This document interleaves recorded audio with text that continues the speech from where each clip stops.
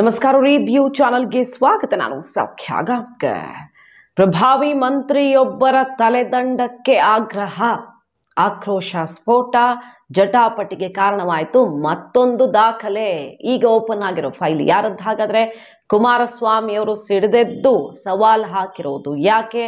ಏನಿದು 100 ಕೋಟಿ big bomb? ಮಾಹಿತಿ ಮುಂದೆ ಇಡ್ತಾ ಇದೀವಿ. ಮಿಸ್ ಮಾಡಿದ್ರೆ ನಮ್ಮ ಚಾನಲ್ನ ಸಬ್ಸ್ಕ್ರೈಬ್ ಮಾಡಿ, ನಿಮ್ಮ ಅಭಿಪ್ರಾಯ ಕಮೆಂಟ್ ಮಾಡಿ ತಿಳಿಸಿ. ವೀಕ್ಷಕರೇ, ಈಗ ದೊಡ್ಡದೊಂದು ಫೈಲ್ ಅನ್ನ ಹೊರಗೆ ಎಳೆದಿದ್ದೀವಿ ಮತ್ತು ಇದಕ್ಕೆ ತಲೆದಂಡ ಆಗೋ ತನಕ ನಾವು ಬಿಡಲ್ಲ ಅಂತ ಸವಾಲು ಹಾಕೊಂಡು ಕೂತಿರೋದು.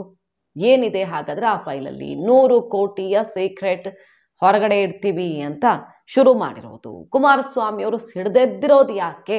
ಒನ್ ಬೈ ಒನ್ ನೋಡ್ತಾ ಹೋಗೋಣ. ಇಲ್ಲಿ ರಾಜ್ಯದಲ್ಲಿ ನೋಡ್ತಾ ಇದ್ದೀವಿ, ಮೂಡಾ ಕೇಸ್ ಓಪನ್ ಆಗಿದೆ. ವಾಲ್ಮೀಕಿ ನಿಗಮದ ಕೇಸ್ ಕೂಡ ಮಹತ್ವದ ಘಟ್ಟದಲ್ಲಿದೆ. ನಾಗೇಂದ್ರ ಅವರ ಜಾಮೀನು ಅರ್ಜಿ ವಿಚಾರಣೆ ಕೋರ್ಟಲ್ಲಿ ಅತ್ಯಂತ ನಿರ್ಣಾಯಕ ದಿನವೂ ಹೌದು. ಎಲ್ಲ ಬೆಳವಣಿಗೆಗಳಾಗ್ತಿದ್ದಾವೆ. ದೊಡ್ಡವರ ಮಿನಿಸ್ಟರು, ಮುಖ್ಯಮಂತ್ರಿಗಳ ತನಕ ಕುತ್ತಿಗೆಗೆ ಬಂದಿದೆ. ಇದರ ಕಾರಣ ಈಗ ಕೌಂಟರ್ ಅಟ್ಯಾಕ್ ಎಲ್ಲ ಶುರುವಾಗಿದೆಯಲ್ಲ. ಕಾಂಗ್ರೆಸ್ ಮಿನಿಸ್ಟರ್ಗಳು ಎಲ್ಲ ಸೇರ್ಕೊಂಡು ಈಗ ಬಿಜೆಪಿ ಮತ್ತು JDSನ ವಿರುದ್ಧವೂ ಮುಗಿಬಿದ್ದಿದ್ದು, ಈಗಾಗಲೇ ಹಳೆಯ ಹಲವು ಕೇಸ್ಗಳನ್ನೆಲ್ಲ ತನಿಖೆ ಮಾಡಿಸ್ತೀವಿ ಅಂತ ಸಿದ್ದರಾಮಯ್ಯನವರು ಸವಾಲು ಹಾಕಿದ್ದಾಗಿದೆ. ರಾಜ್ಯಪಾಲರು ಯಾಕೆ ಕುಮಾರಸ್ವಾಮಿ ಅವ್ರದ್ದು ಕೇಸು ಕೈಗೆತ್ಕೊಂಡಿಲ್ಲ, ಇನ್ನೊಬ್ಬರದ್ದು ಜೊಲ್ಲೆ ಬೇರೆ ಬೇರೆದೆಲ್ಲ ಪೆಂಡಿಂಗ್ ಇಟ್ಟಿದ್ದಾರೆ ಅಂತ ಕೋರ್ಟಲ್ಲಿ ಇಟ್ಟು ಕೊನೆಗೆ ಯಾವುದೂ ಪೆಂಡಿಂಗ್ ಇಲ್ಲ ಅಂತ ರಾಜ್ಯಪಾಲರು ಉತ್ತರ ಕೊಟ್ಟು ಅಲ್ಲಿ ಮುಜುಗರ ಆಗಿದ್ದು ಆಯಿತು. ಈಗ ಕೇಂದ್ರ ಮಂತ್ರಿಗಳ ವಿರುದ್ಧ ಬ್ರಹ್ಮಾಸ್ತ್ರವನ್ನು ಬಿಡಲಿದ್ದೀವಿ ಅಂತ 3 ಮಂತ್ರಿಗಳು ಫೈಲ್ ಹಿಡ್ಕೊಂಡು ಬಂದಿರೋದು. ಏನಿದೆ ಹಾಗಾದ್ರೆ ಆ ಫೈಲಲ್ಲಿ ಅಂತಹ ಸೀಕ್ರೆಟ್? ಕುಮಾರಸ್ವಾಮಿಯವರ ವಿರುದ್ಧ ದೊಡ್ಡದೊಂದು ದಾಖಲೆ ಇದೆಯಂತೆ. ಅದು ಕೇಂದ್ರ ಸಚಿವ ಸ್ಥಾನಕ್ಕೇನೆ ಕುತ್ತು ತರುತ್ತೆ ಅಂತ 3 ಮಿನಿಸ್ಟರ್ಗಳು ವಾಗ್ದಾಳಿ ನಡೆಸಿದ್ದು ಕುಮಾರಸ್ವಾಮಿ ಅವರು ಕೆಂಡವಾಗಿದ್ದಾರೆ. ಓಪನ್ ಚಾಲೆಂಜ್ ಅನ್ನ ಹಾಕಿದ್ದಾರೆ. ಡೀಟೇಲ್ಸ್ ಇರ್ತಾ ಹೋಗ್ತೀವಿ ನೋಡಿ. ಬೆಂಗಳೂರಿನ ಗಂಗೇನಹಳ್ಳಿಯಲ್ಲಿನ 100 ಕೋಟಿ ರೂಪಾಯಿ ಬೆಲೆ ಬಾಳುವ 1.11 ಎಕರೆ ಸರ್ಕಾರಿ ಜಾಗವನ್ನ ಮಾಜಿ ಮುಖ್ಯಮಂತ್ರಿ ಕುಮಾರಸ್ವಾಮಿ ಹಾಗೂ ಯಡಿಯೂರಪ್ಪ ಅವರು ಅಕ್ರಮವಾಗಿ ಡಿನೋಟಿಫಿಕೇಶನ್ ಮಾಡಿದ್ದಾರೆ. ಅಂದ್ರೆ ಇದು ರಿಲೇಟೆಡ್ ಟು ಕುಮಾರಸ್ವಾಮಿ, ಬಟ್ ಯಡಿಯೂರಪ್ಪನವ್ರ ಹತ್ರ ಮಾಡಿಸಿದ್ದಾರೆ ಇವರು ಅಂತ ಆರೋಪ. ಸೊ ಇಬ್ರು ಭಾಗಿಯಾಗಿದ್ದಾರೆ ಅಂತ. ಡಿನೋಟಿಫೈ ಆದ ಜಮೀನನ್ನ ಕುಮಾರಸ್ವಾಮಿಯವರ ಸಂಬಂಧಿಕರಿಗೆ ಕೇವಲ 60 ಲಕ್ಷ ರೂಪಾಯಿಗಳಿಗೆ ಕ್ರಯ ಮಾಡಿಕೊಡುವ ಮೂಲಕ ಬ್ರಹ್ಮಾಂಡ ಭ್ರಷ್ಟಾಚಾರ ನಡೆಸಲಾಗಿದೆ ಅಂತ ಈಗ ಫೈಲ್ ಹಿಡ್ಕೊಂಡು ಬಂದಿರೋದು. ದಾಖಲೆಗಳಿವೆ ಅಂತ. ಗಂಭೀರ ಪ್ರಕರಣದಲ್ಲಿ ಆರೋಪಿ ಆಗಿರುವ ಕುಮಾರಸ್ವಾಮಿ ಕೂಡಲೇ ಕೇಂದ್ರ ಸಚಿವ ಸ್ಥಾನಕ್ಕೆ ರಾಜೀನಾಮೆ ಕೊಡಬೇಕು. ಅಂತಹ ಕೇಸ್ ಇದು. ಪ್ರಕರಣದಲ್ಲಿ ಲೋಕಾಯುಕ್ತ ಪೊಲೀಸರು ತನಿಖೆ ನಡೆಸಬೇಕು ಅಂತ ಆಗ್ರಹಿಸ್ತಾ ಇದ್ದಾರೆ. 1976ರಲ್ಲಿ ಸ್ವಾಧೀನ ಆಗಿದೆ 1.11 ಎಕರೆ ಬೆಂಗಳೂರಿನ ಗಂಗೇನಹಳ್ಳಿ. ಬೆಂಗಳೂರು ವ್ಯಾಪ್ತಿಯಲ್ಲಿ ಸುತ್ತಮುತ್ತಲು 1.11 ಎಕರೆ ಅಂದರೆ ಎಷ್ಟು ಬೆಲೆ ಇರುತ್ತೆ ಅಂತ ಗೊತ್ತಲ್ಲ. ಬರೀ 60 ಲಕ್ಷಕ್ಕದನ್ನ ಕುಮಾರಸ್ವಾಮಿ ಅವರ ಸಂಬಂಧಿಗೆ ಕ್ರಯ ಮಾಡಿಕೊಟ್ಟಿದ್ದಾರೆ ಅನ್ನೋದು ಇಲ್ಲಿ ವಿಚಾರ, ಆರೋಪ. HDK CM ಆಗಿದ್ದಾಗ ಅನಾಮಧೇಯ ವ್ಯಕ್ತಿಯಿಂದ ಡಿನೋಟಿಫೈಗೆ ಅರ್ಜಿ ಹಾಕಿದ್ರು 2007ರಲ್ಲಿ. 21 ನೈಜ ಮಾಲೀಕರಿಂದ HDK ಅತ್ತೆ ಹೆಸರಿಗೆ GPA BSY ರಿಂದ ಡಿನೋಟಿಫೈ ಆಗಿದೆ. 100 ಕೋಟಿ ರೂಪಾಯಿ ಬೆಲೆಯ ಜಾಗವನ್ನ, ಎಷ್ಟು 100 ಕೋಟಿ ರೂಪಾಯಿ ಬೆಲೆ ಬಾಳುವ ಜಾಗವನ್ನ 60 ಲಕ್ಷಕ್ಕೆ ಬಾಮೈದನಿಗೆ, ಯಾರ ಬಾಮೈದ? ಕುಮಾರಸ್ವಾಮಿ ಅವರ ಬಾಮೈದನಿಗೆ ನೋಂದಣಿ ಮಾಡಿಸಲಾಗಿದೆ. ಹಾಗಾಗಿ ತಕ್ಷಣ ರಾಜೀನಾಮೆ ಕೊಡಬೇಕು ಕುಮಾರಸ್ವಾಮಿ ಅವರು ಅಂತ ಈಗ ಕೃಷ್ಣ ಬೈರೇಗೌಡರು, ದಿನೇಶ್ ಗುಂಡೂರಾವ್ ಅವರು ಮತ್ತು ಸಂತೋಷ್ ಲಾಡ್ ಆಗ್ರಹಿಸುತ್ತಿದ್ದಾರೆ. ಕುಮಾರಸ್ವಾಮಿ ವಿರುದ್ಧ ಹೋರಾಟಕ್ಕೆ ಧುಮುಕಿದ್ದಾರೆ. ಸೊ ಇಲ್ಲಿ ಯಡಿಯೂರಪ್ಪನವರ ಪಾತ್ರವೂ ಇದೆ. ಇಬ್ಬರ ವಿರುದ್ಧವೂ ಕೂಡ ಜಂಟಿಯಾಗಿ ನಡಿಬೇಕು ತನಿಖೆ ಅಂತ ಹೇಳ್ತಾ ಇದ್ದಾರೆ. ಬೆಂಗಳೂರಿನ ಮಠದಹಳ್ಳಿ ವ್ಯಾಪ್ತಿಯ Gangenahalli survey number 7, 7B, 7C ಒಟ್ಟು ಎಲ್ಲ ಸೇರಿ 1.1 ಎಕರೆ ಭೂಮಿ BDA ಬಡಾವಣೆ ನಿರ್ಮಾಣಕ್ಕಾಗಿ 1976ರಲ್ಲಿ ಸ್ವಾಧೀನ ಮಾಡಿಕೊಂಡಿತ್ತು. 78ಕ್ಕೆ ಸಂಪೂರ್ಣ ಭೂ ಸ್ವಾಧೀನ ಎಲ್ಲ ಮುಗಿದು ಹೋಗಿರುತ್ತೆ. ಈ ಭೂಮಿಗೆ ಸಂಬಂಧವೇ ಇಲ್ಲದ ಜಮೀನು ಮೂಲ ಮಾಲೀಕರಿಗೂ ಸಂಬಂಧ ಪಡೆದಂತಹ ಒಬ್ಬ ಅನಾಮಧೇಯ ವ್ಯಕ್ತಿ ರಾಜಶೇಖರಯ್ಯ ಅನ್ನೋರು 2007ರಲ್ಲಿ ಕುಮಾರಸ್ವಾಮಿ CM ಆಗಿದ್ದಾಗಲೇ ಅದನ್ನ ಡಿನೋಟಿಫಿಕೇಶನ್ ಮಾಡೋದಕ್ಕೆ ಅರ್ಜಿ ಹಾಕಿರ್ತಾರೆ.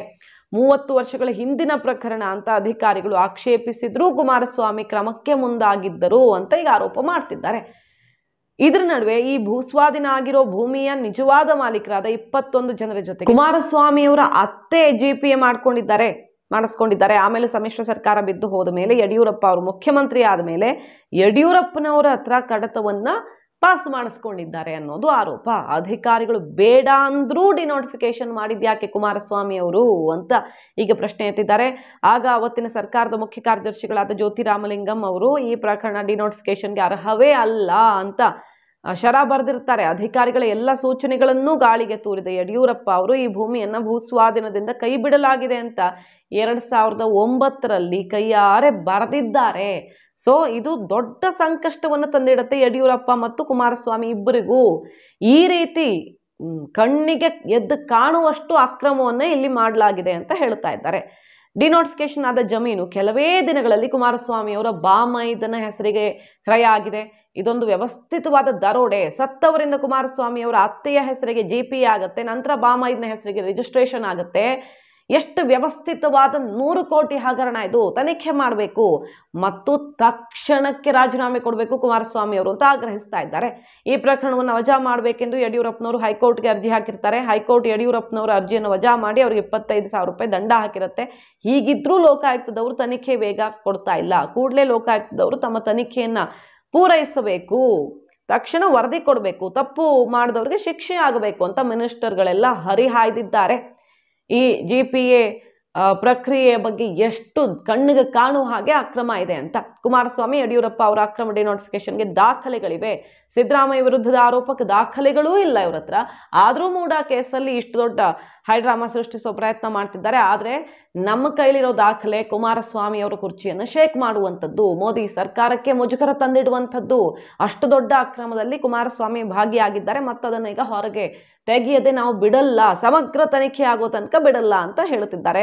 ಪ್ರಕರಣದ ಬಗ್ಗೆ ದೂರು ದಾಖಲಾಗಿ 3 ವರ್ಷ ಆದರೂ ಇನ್ನೂ ಅದನ್ನು ಏನು ಕೈಗೆತ್ತಿಕೊಳ್ತಿಲ್ಲ. ಕೂಡಲೇ ಅದಕ್ಕೆ ಉತ್ತರ ಕೊಡಬೇಕು ಮತ್ತು ರಾಜೀನಾಮೆ ಕುಮಾರಸ್ವಾಮಿ ಅವರು ಕೊಡೋ ತನಕ ನಾವು ಬಿಡಲ್ಲ ಅಂತ ಸವಾಲು ಹಾಕಿದ್ದಾರೆ. ಅದಕ್ಕೆ ಕುಮಾರಸ್ವಾಮಿ ಅವ್ರ ರಿಯಾಕ್ಷನ್ ಏನು?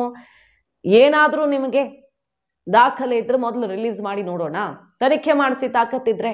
ಇಷ್ಟು ವರ್ಷ ನಿಮ್ಮ ಸರ್ಕಾರ ಇದ್ದಾಗ ಯಾಕೆ ಆಗ ಇಟ್ಕೊಂಡು ಕೂತಿದ್ರಿ, ಈಗ ಯಾಕೆ ಬಂತು ಇದು ಹೊರಗಡೆ ಅಂತ ಪ್ರಶ್ನೆ ಮಾಡಿದ್ದಾರೆ. ಅಷ್ಟೇ ಅಲ್ಲ, ನೀವು ಯಾರೋ ಬರೆದು ಕೊಟ್ಟಿದ್ದನ್ನು ಬಂದು ಓದುತ್ತಾ ಇದ್ದೀರಿ, ಯಾವುದೋ ಒಂದು ಪೇಪರಲ್ಲಿ ಬಂದು ಕಾಪಿ ಓದ್ತಾ ಇದ್ದೀರಿ ಅಷ್ಟೇ, ಬಿಟ್ಟರೆ ನಿಮ್ಮ ಹತ್ರ ಏನೂ ದಾಖಲೆ ಇಲ್ಲ. ತಾಕತ್ತಿದ್ರೆ ಬನ್ನಿ ನೋಡೋಣ ಅಂತ ಓಪನ್ ಚಾಲೆಂಜ್ ಹಾಕಿದ್ದಾರೆ. ರಾಜೀನಾಮೆ ಕೇಳೋದಕ್ಕೇನು ಹುಚ್ಚಿಡ್ದಿದೆಯಾ ಅವ್ರಿಗೆ? ನನ್ನ ತಪ್ಪು ಏನು, ನನ್ನ ಪಾತ್ರ ಏನಿದೆ ಅಂತ ಸಾಬೀತು ಮಾಡೇ ಬಿಡ್ಲಿ ನೋಡೋಣ ಅಂತ ಸವಾಲ್ ಹಾಕಿದ್ದಾರೆ. ರಾಜೀನಾಮೆ ಕೇಳಕ್ಕೆ ಅವ್ರು ರಾಜೀನಾಮೆ ಕೇಳಿದ್ರು ಅಂತೇಳಿ ರಾಜೀನಾಮೆ ಕೊಡೋಕ್ಕಾಯ್ತದ? ಏನಕ್ಕೆ ರಾಜೀನಾಮೆ ಕೊಡ್ಬೇಕು? ಏನು ತಪ್ಪು ಮಾಡಿದ್ದೀನಿ ಅಂತ ಓಲಿ ಡಾಕ್ಯುಮೆಂಟ್ ನೋಡಿದ್ದಾರೆ ಅವರು ಸರಿಯಾಗಿ. ಯಾವನ ಬರ್ಕೊಟ್ಟವನೇ ಅದನ್ನ ಬಂದು ತುತ್ತೂರಿ ಓದವ್ರೆ, ಅಷ್ಟೇ ತಾನೇ ಮಾಡಿರೋದು. ಏನಿದೆ ಅದರಲ್ಲಿ? ತನಿಖೆ ಮಾಡ್ಕೊಳ್ಳಿ. ಮೂಡಾಗರಣಕ್ಕೂ ನಮ್ದಕ್ಕೂ ಸಂಬಂಧವೇ ಇಲ್ಲ. 2015ರಿಂದ ಕೊಟ್ಕೊಂಡವ್ರಲ್ಲ ಇವರ ಇದೇ ಸರ್ಕಾರದಲ್ಲಿ 4 ವರ್ಷ ಏನು ಮಾಡ್ತಾ ಇದ್ರಂತ. ಅದರಲ್ಲಿ ನನ್ನ ಪಾತ್ರ ಏನಿದೆ? ಒಟ್ಟಿನಲ್ಲಿ ಕುಮಾರಸ್ವಾಮಿ ಅವ್ರನ್ನ ಮಂತ್ರಿ ಸ್ಥಾನದಿಂದ ಇಳಿಸಿಯೇ ಸಿದ್ಧ ಅಂತ ಈ 3 ಮಂತ್ರಿಗಳು ಈಗ ಅಖಾಡಕ್ಕೆ ಧುಮುಕಿರೋದು ಕುತೂಹಲಕಾರಿಯಾದ ಬೆಳವಣಿಗೆ. ಮೂಡಾ ಕೇಸ್ ದೊಡ್ಡ ಮಟ್ಟದಲ್ಲಿ ಸದ್ದು ಮಾಡ್ತಿರೋ ಹೊತ್ತಲ್ಲೇ. ಮಾಹಿತಿ ನಿಮ್ಗೆ ಇಷ್ಟ ಆಗಿದ್ರೆ ಮಿಸ್ ಮಾಡಿದ್ರೆ ನಮ್ಮ ಚಾನಲ್ನ ಸಬ್ಸ್ಕ್ರೈಬ್ ಮಾಡಿ, ನಿಮ್ಮ ಅಭಿಪ್ರಾಯ ಕಮೆಂಟ್ ಮಾಡಿ ತಿಳಿಸಿ. Thank you.